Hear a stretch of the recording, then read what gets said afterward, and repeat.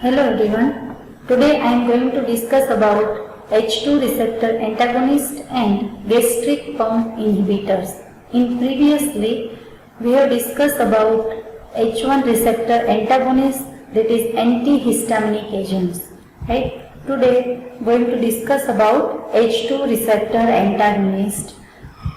These are the inhibitors of H2 receptor, histamine 2 receptor. H2 receptor is a type of histamine receptor, right? And these drugs are inhibitors of that histamine 2 receptors, that is H2 receptor. H2 receptors present in parietal cells. Parietal cells are nothing but the epithelial, one type of epithelial cells present in lining of GI tract, right? And especially present in the stomach, right? Epithelial lining of the stomach comprises of the parietal cells, and these parietal cells cause the release of the acid, that is hydrochloric acid, in the stomach, right? And H2 receptors are located on the membrane of parietal cells.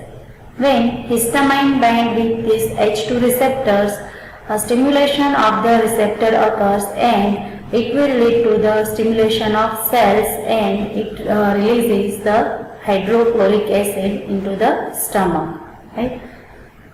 This one is the first class of highly effective drugs for acid peptic disease, right? Acid peptic disease include the ulcer, peptic ulcer, as well as duodenum ulcer, as well as different acid reflux diseases, right? So in this type of disease, these H2 receptor antagonists are useful, right? Why? Because this receptor causes the inhibition of H2 receptor and ultimately inhibit the release of hydrochloric acid, right? When hydrochloric acid secretion is decreased, then it will help to treat this type of condition, that is acid peptic disease, that is because of the excessive secretion of the hydrochloric acid. Examples of H2 receptor antagonists are cimetidine, famotidine, ranitidine and roxatidine. See the structure of this H2 receptor antagonist. First one is cimetidine. In cimetidine, there is a imidazole ring present, heterocyclic ring, right? 5-member heterocyclic ring with 2 nitrogen atom at 1,3 position here. This one is imidazole ring with thioether side chain, right? And the inside chain also this aminocyanide group is present, right? These are the characteristic features in structure of cimetidine: imidazole ring, thioether side chain and imine cyanide group, right? Next one is ranitidine. In ranitidine, in place of imidazole and cimetidine, ranitidine contain furan ring, right? Heterocyclic ring with 1 oxygen atom, right? 5-member heterocyclic ring with 1 oxygen atom, that is furan. It also have the thioether side chain, as well as in place of imide cyanide here nitroethene group is present, CH double bond CH NO2, that is nitroethene group, right? So here structural features for ranitidine is furan ring, thioether side chain and nitroethene. Next one is famotidine. Famotidine contain thiazole ring, right? In place of imidazole and furan ring here, famotidine contain thiazole ring. It also have thioether side chain, as well as in place of imine cyanide and nitroethene group here imine sulfonamide group is present, C double bond and, that is imine, and SO2 NH2, that is sulfonamide, right? So here imine sulfonamide group is present, right? And famotidine is 20 times more active than cimetidine and 7.5 more active than ranitidine, right? In short, famotidine is highly active as compared to cimetidine and ranitidine, that is because of presence of thiazole ring. Next one is roxatidine acetate. It have the piperazine ring, piperidine heterocyclic ring and ether side chain in place of thioether. Right? Next, structure activity relationship. As we seen in an antihistaminic agent, that is H1 antagonist, they are the highly lipophilic compound, right? Here H2 blockers are very polar in nature, right? Unlike H1 blockers, H2 blockers are very polar in nature, right? Here one general structure, common structure for the H2 blockers is given. See in structure, one circled component or circled part is given. It indicates the aryl or heteroaryl ring, right? Presence of aryl or heteroaryl ring, right? Here see, capital Z is denoted as a part of this ring, right? Z is a part of this aryl or heteroaryl ring. If Z is CH, then ring is aryl ring, simply aryl ring, right? And if Z is heteroaromatic atom, that is heteroatom, that is nitrogen, oxygen or sulfur, then ring is heteroaryl ring, right? Here capital A is describe the substitution on this aryl or heteroaryl ring, right? Nature of the substituent present on this aryl or heteroaryl ring. It may be, A may be hydrogen simply, that is unsubstitution, or nitromethyl group, that is CH2NO2 group may be present on this ring, right, as a. Then inside chain X is given, right? Simply X may be CH2, then the chain becomes simply alkyl chain, right? This chain becomes simply alkyl chain. And if X is sulfur, as seen in cimetidine, ranitidine and famotidine, sulfur, then it produces the thioether side chain, which is highly active than simple alkyl chain, right? And here Y may be simple nitrogen atom and H group. It may be an imine cyanide group or imine sulfonamide group or nitroethene group, right? As seen in cimetidine as a imine cyanide group, in ranitidine as a ethene nitro group, and in famotidine as imine sulfonamide group, right? Now, structure activity relationship for H2 blockers can be seen with different headings. First one is SAR related to central ring, right? As seen in cimetidine, cimetidine is the first effective drug from this class, right? And this compound contain the imidazole heterocyclic ring, right? But later it is appeared that it is not necessary the presence of the imidazole ring for the anti-histaminic activity, that is H2 blocking activity, right?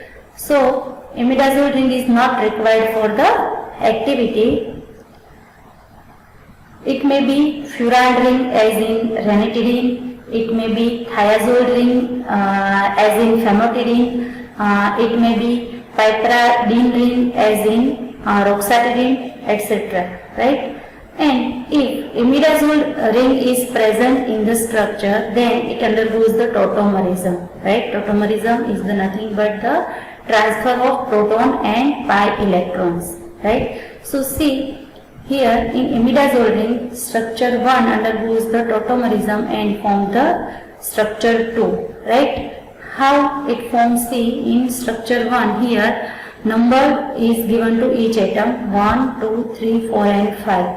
Here nitrogen 1 have the proton and nitrogen 3 is a part of pi bond, right, double bond, right, and tautomerism occur in between these two nitrogen atom and converted into structure in which now nitrogen 1 is a part of double bond and now nitrogen 3 is having hydrogen atom, right. So tautomerism occur and transfer of hydrogen and pi electrons occur, right. But here see in structure 1 nitrogen nearer to side chain having the pi bond, and in this structure nitrogen nearer to the side chain having the proton, right. And structure 1 is important for the interaction with the imidazole histamine receptor, right. Imidazole ring with this tautomer of this first structure is produces the maximum activity, maximum antagonistic activity, right. So it makes the good interaction with the receptor, right. So keep in mind that the structure in which side chain nitrogen nearer to the side chain should be a part of the double bond, and this structural requirement important for the interaction with the H2 receptors and produces the antagonistic activity, right. In this structure see also in place of R maybe methyl group or electron donating group produces the maximum activity, and in side chain there is a presence of electron withdrawing group, for example sulfur, produces the maximum activity. Now SAR related to the side chain, this one containing X, right. So chain of 4 carbon atoms is optimal for the activity, right.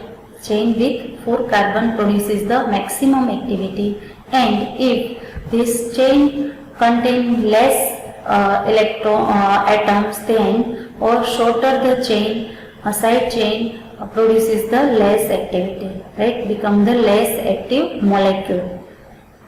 This side chain should contain electron withdrawing group, for example sulfur, right. In case of X, if methylene group is present, and in another compound in case of X, S atom is present, then molecule with S produces the maximum activity as compared to CH2 group, right. So that isosteric thioether S link in place of methylene group is substituted to produce the maximum activity, right. So keep in mind in side chain that the side chain should be of 4 carbon atoms. It produces the optimum activity. If shortening of this side chain is done, then activity of the compound, that is antagonistic activity, will reduce, right.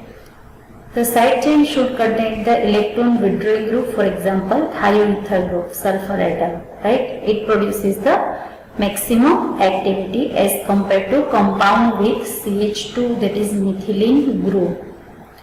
Now SAR related to terminal nitrogen group. Terminal nitrogen should be polar, right, and non-basic substituents produces the maximum activity, right. Though positively charged group binds more tightly to the receptor and it will produces the more agonistic activity rather than the antagonistic activity, right. Experiment shows that positively charged nitrogen group, that is polar nitrogen group, binds more tightly to the receptor and produces the more agonistic activity rather than antagonistic activity, right. But it is not explained how here positively charged nitrogen or polar nitrogen produces the more antagonistic activity. Next one is mechanism of action of H2 receptor blockers. They are the inhibitor of H2 receptor. They block the histamine H2 receptor, right? How they block the receptor? They bind with the histamine binding site of the receptor, right? And block the binding site for the histamine, right? It makes the reversible complex with receptor, right? Reversible complex, that means it inhibits the receptor temporarily, right? Not irreversibly or not permanent, right? For the some time it makes the complex with the receptor and block the binding site of the histamine molecule. Now histamine molecule cannot be bind with the receptor and cannot produces the stimulation of the receptor, right? And stimulation of the receptor not occur, then secretion of the acid, hydrochloric acid, will not occur, right? That's why it decreases the or inhibit the release of the hydrochloric acid, right? It also reduces large extent of gastric secretion due to cholinergic antagonistic activity. Due to structural similarity with cholinergic antagonist, they also produces the cholinergic antagonistic activity, and that's why decreases the gastric secretion. The decreased secretion of the acid in stomach result in healing of ulcers, right? Ulcers is because of the excessive secretion of the acid, and that excessive acid in the stomach damages the lining of the stomach, esophagus as well as duodenum, that is the initial part of the small intestine, right? And these damages lead to the sore of lining and make the ulcers, right? So decreased secretion of the acid in stomach results in the healing of the ulcers. Now synthesis of cimetidine, it start with the ethyl 2-chloroacetoacetate. Here so see acetate molecule CHCOO, that is acetate, right? And here ethyl group is attached to this, that's why it is ethyl acetate, but acetate molecule is again substituted with aceto group, that is CH3CO, and chloro group, right? From second carbon. Here see COO consider first carbon and this CH consider second carbon. So on second carbon chloroaceto group is present, that's why it is named as ethyl 2-chloroacetate. This ethyl 2-chloroacetate react with formamide HCONH2, that is formamide and ammonia, and produces this imidazole ring, substituted imidazole ring, right? Cyclization occur and substituted imidazole ring is produced. Now this substituted imidazole ring undergoes the reduction with the help of lithium aluminum hydride, and especially this ethyl ester group, COOC ethyl group, C2H5, right? Ethyl group undergoes reduction and converted into CH2OH, right? Another part of the molecule remain as such, only reduction of this ethyl acetate group occur, and if this group is converted into CH2OH, right? That is methyl alcohol group. Now this intermediate react with this thioethylamine salt, right?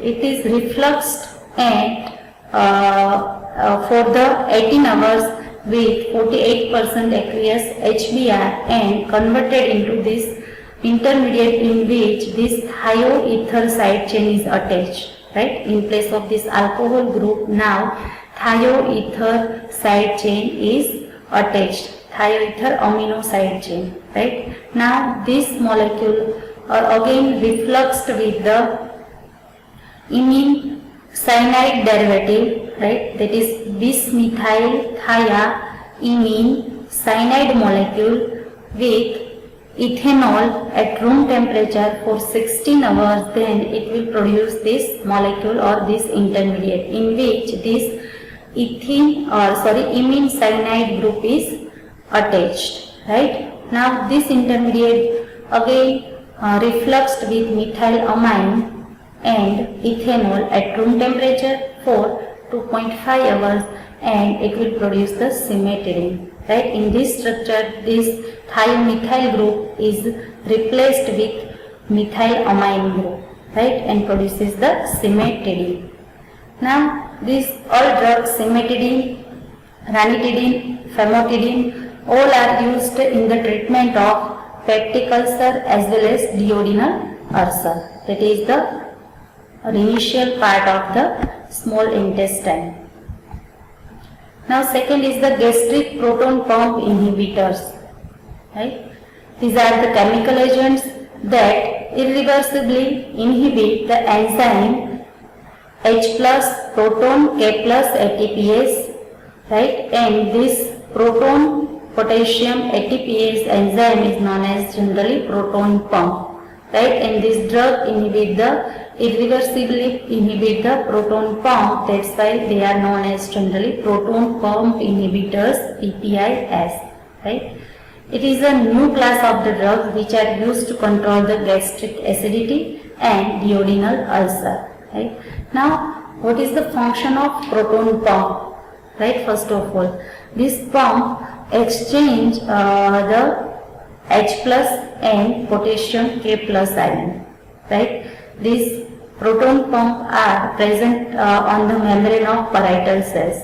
Right? And these parietal cells again present in the gastric tract or digestive tract, right?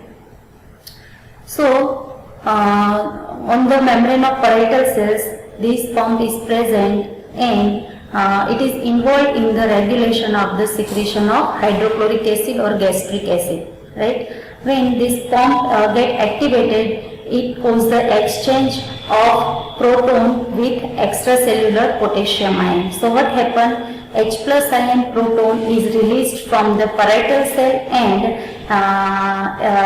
K plus ion potassium ion is abstracted by this pump, right? So, exchange of the H plus and K plus ion occur with the help of this proton pump, right? This drug inhibit this pump, right? So, there is no secretion of the H plus ion into the stomach and inhibit the formation of hydrochloric acid or gastric acid, right? That's why it is useful for the treatment of gastric acidity as well as duodenal ulcer, right? Examples are omeprazole, rabeprazole, lansoprazole and pantoprazole.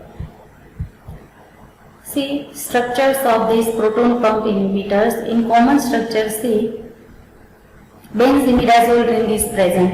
If here X is CH, then it becomes the benzene ring, and benzene ring is attached with this imidazole ring. That's why benzimidazole ring is produced, right? So all proton pump inhibitors contain this benzimidazole ring, right? And also it contain substituted pyridine ring, right? Substituted pyridine ring, right? So, see the example: omeprazole, lansoprazole, rabeprazole and pantoprazole.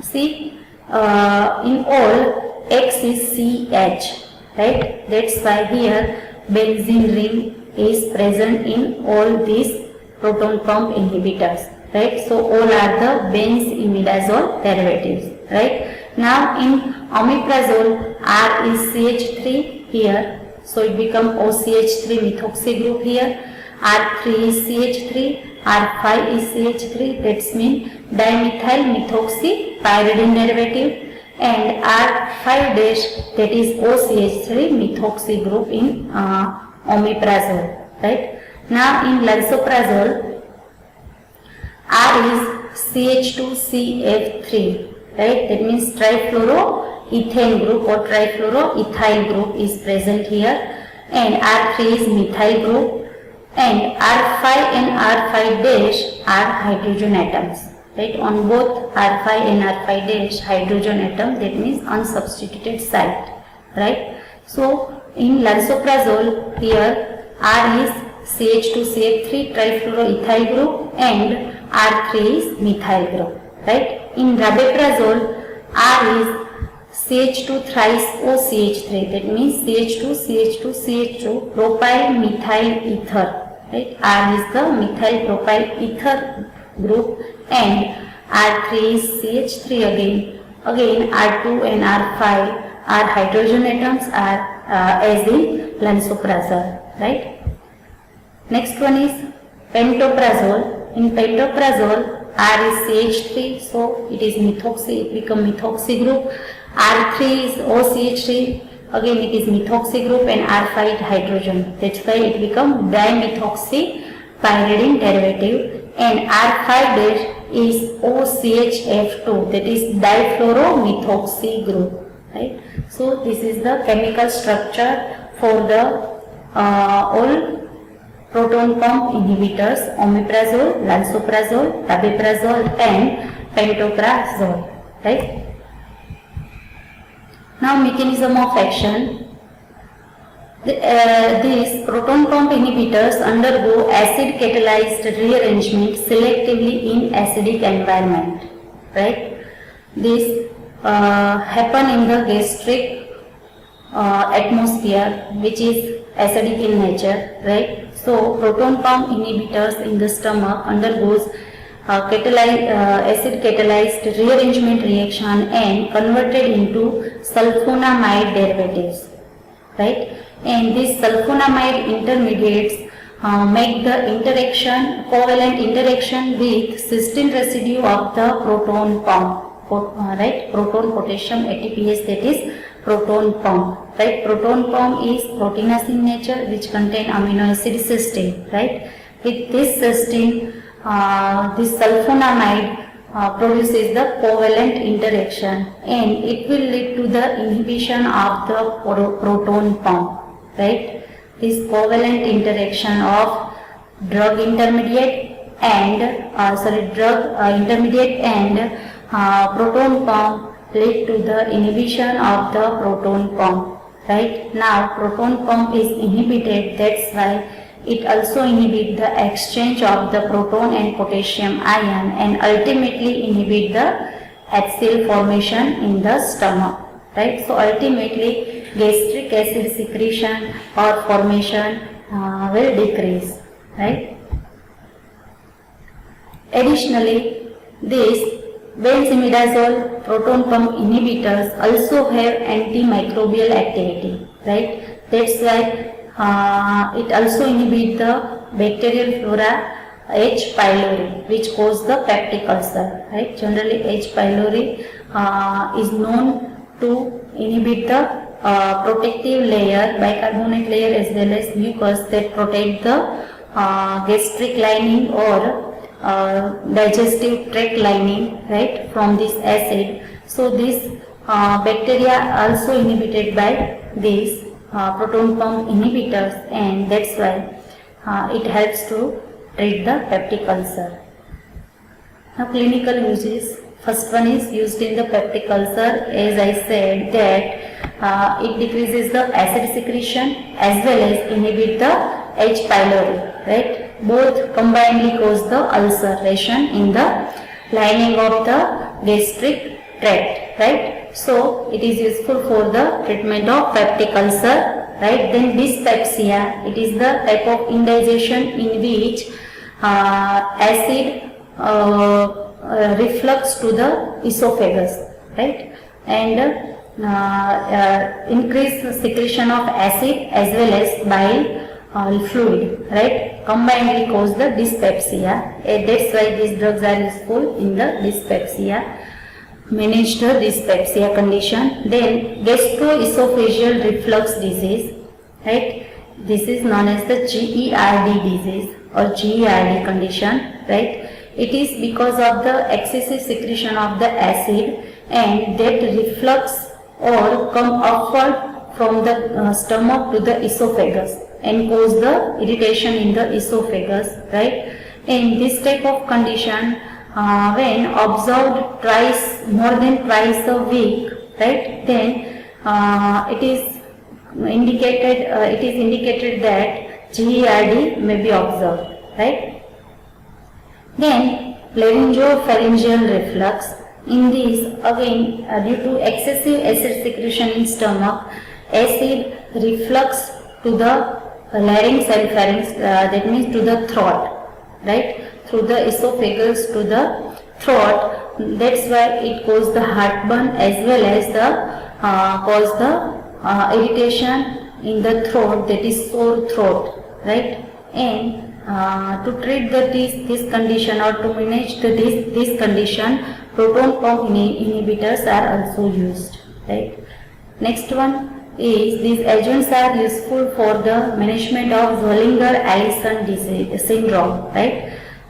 In this syndrome, what happens?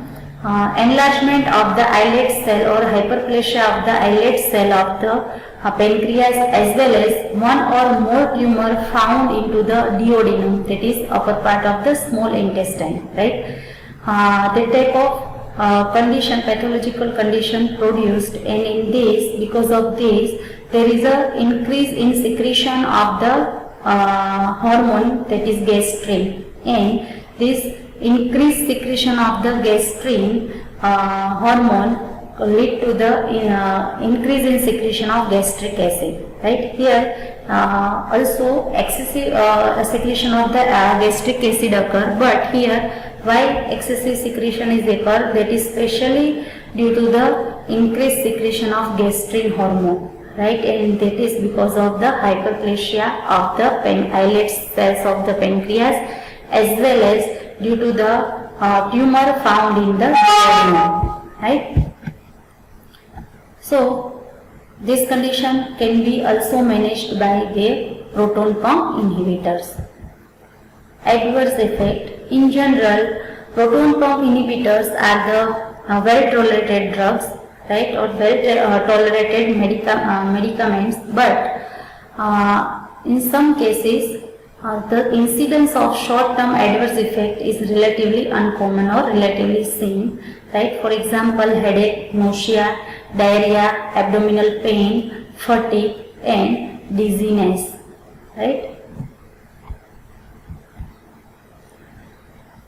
In some patients also an infrequent adverse effect can be seen, including rash, itches, then flatulence, that is formation and release of gas in GI tract, then constipation, anxiety as well as depression. These are the very uncommon or infrequent side effects with proton pump inhibitors. Overall, proton pump inhibitors are well tolerated. Thank you.